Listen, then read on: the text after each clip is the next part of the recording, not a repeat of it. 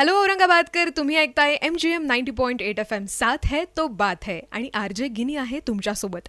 आज देवगिरी कॉलेज व MGM 90.8 FM यांच्या संयुक्त विद्यमाने साहित्य संपदा या कार्यक्रमात देवगिरी कॉलेजचा एक विद्यार्थी आपल्यासोबत आहे. अर्थातच रामेश्वर कांबळे आज आपल्यासोबत आहे.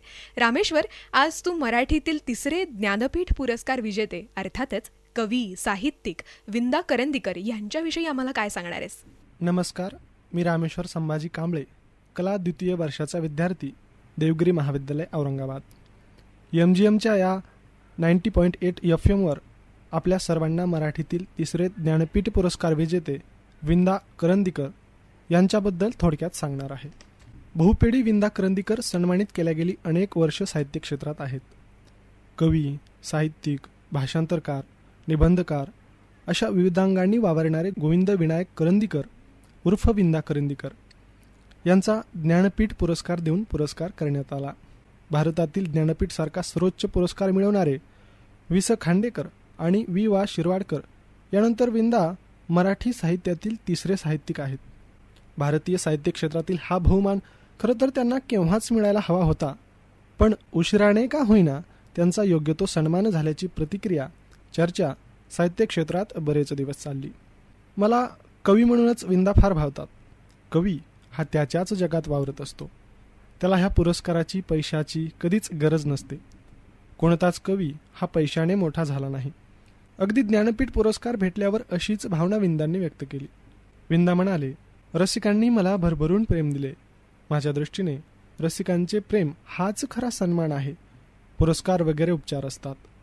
हा पुरस्कार म्हणजे माझ्या एकट्याचा सन्मान नाही, तर मराठी भाषा, कविता आणि काव्य परंपरेचा हा सन्मान आहे. वाह, क्या बात है रामेश्वर. विंदा करंदीकर यांच्याविषयी तो पुढे आपल्याला सांगणारच आहे, पण तुम्ही कुठेही जाऊ नका औरंगाबादकर, ऐकत रहा MGM 90.8 FM. साथ है तो बात है. वेलकम बॅक औरंगाबादकर, तुम्ही ऐकताय MGM 90.8 FM. साथ है तो बात है आणि RJ गिनी आहे तुमच्यासोबत. देवगिरी कॉलेज व MGM 90.8 FM यांच्या संयुक्त विद्यमाने साहित्य संपदा ह्या कार्यक्रमात आपल्यासोबत आहे रामेश्वर. आता रामेश्वर कवी, साहित्यिक विंदा करंदीकर यांच्या साहित्याविषयी काय सांगतोय, चला ऐकूयात.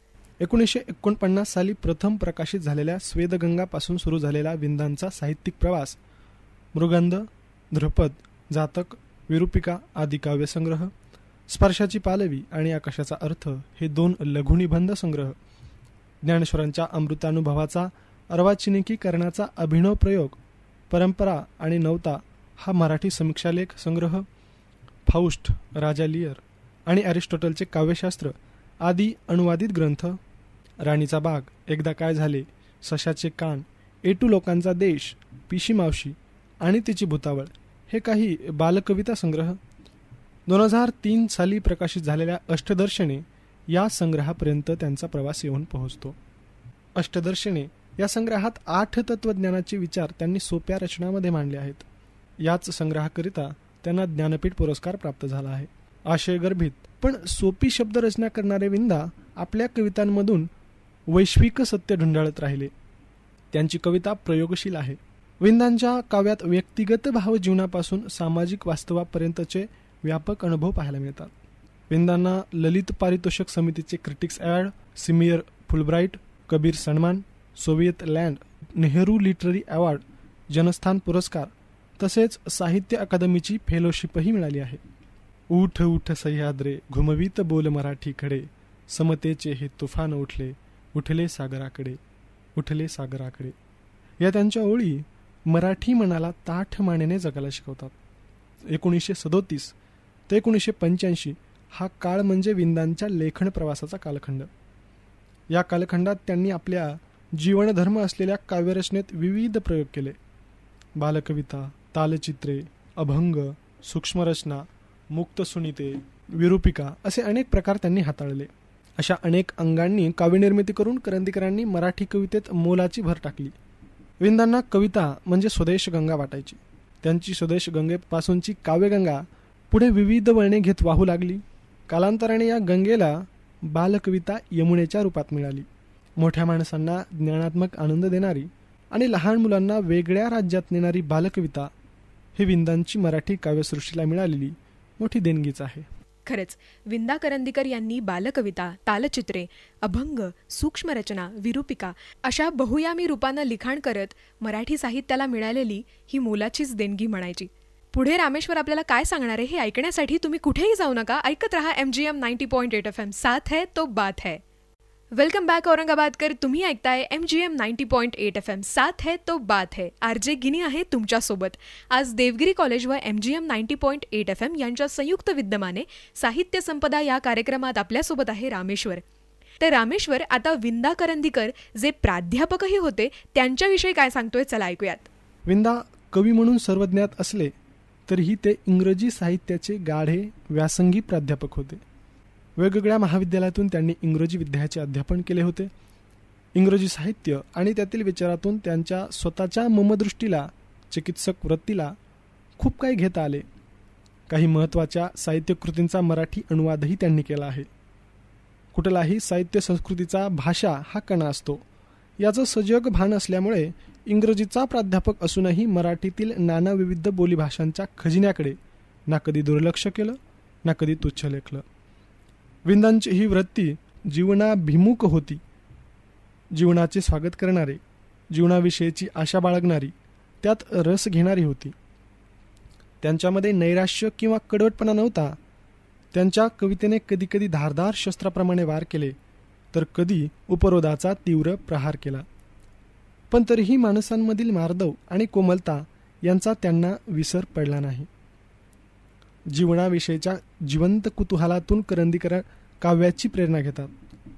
अनुभवाचे सामर्थ्य आणि कलात्मक रचनेचे सौंदर्य, त्यांच्या एकजीवतेतून निर्माण होणारी जाणीव विंदांच्या कवितेला व्यापून टाकते. ये यंत्रा ये म्हणत यंत्रयुगाचे स्वागत करणारे विंदा क्रांतीची चाहूल घेत माझ्या मना बन दगड असंही म्हणतात. वर्गसंघर्षाचे ढोल बडवतानाच नवसर्जनाचे न्यारे रूप ते आपल्यासमोर ठेवतात.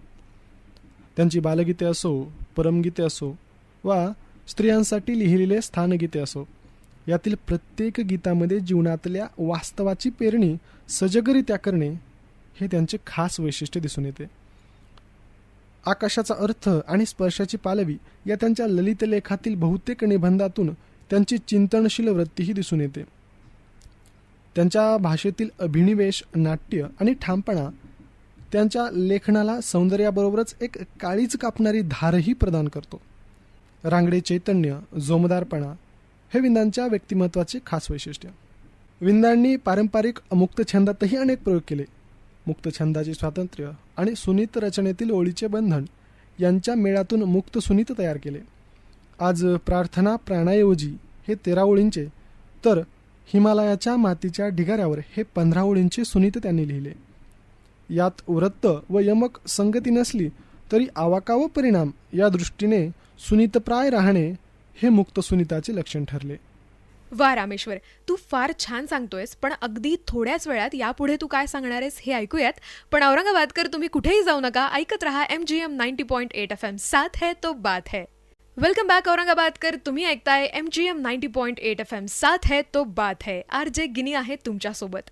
देवगिरी कॉलेज व MGM 90.8 FM यांच्या संयुक्त विद्यमाने साहित्य संपदा या कार्यक्रमात आज आपल्यासोबत आहे देवगिरी कॉलेजचा एक अभ्यासू विद्यार्थी, आपला मित्र म्हणजेच रामेश्वर. तो आज विंदा करंदीकर यांच्याविषयी पुढे काय सांगतोय चला ऐकूयात. विंदांनी अशा मुक्त छंदात कविता लिहिल्या, अशा गजला, अभंग या प्रकारातही रचना केल्या. त्यांनी सामाजिक आशयाची कविता केली तर प्रेम कवितेला नाक न मुरडता तितक्याच आत्मीयतेने प्रेम कविताही केल्या. जितक्या निष्ठेने प्रौढांसाठी प्रगल्भ कविता लिहिली तितक्याच निष्ठेने बालगीतंसुद्धा लिहिली. विंदा समकालीन साहित्याबद्दल म्हणत की वाचकाचे अनेक थर आहेत, यातला कोणताही एक थर वंचित ठेवणे हे पाप आहे.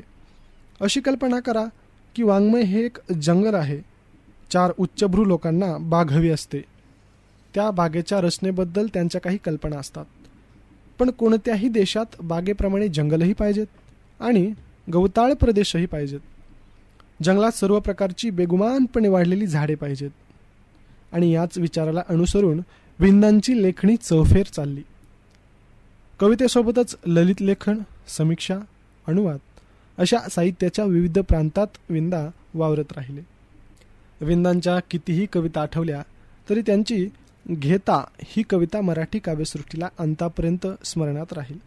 देणाऱ्याने देत जावे, घेणाऱ्याने घेत जावे, घेता घेता एक दिवस देणाऱ्याचे हात घ्यावे, घेता घेता एक दिवस देणाऱ्याचे हात घ्यावे. अशा या मराठी साहित्य विश्वात बहुस्पर्शी कामगिरी करणाऱ्या, कलावंत म्हणून मोठ्या असलेल्या आणि माणूस म्हणून त्याहूनही मोठ्या असलेल्या कविवर्य विंदा करंदीकरांना शतशः नमन.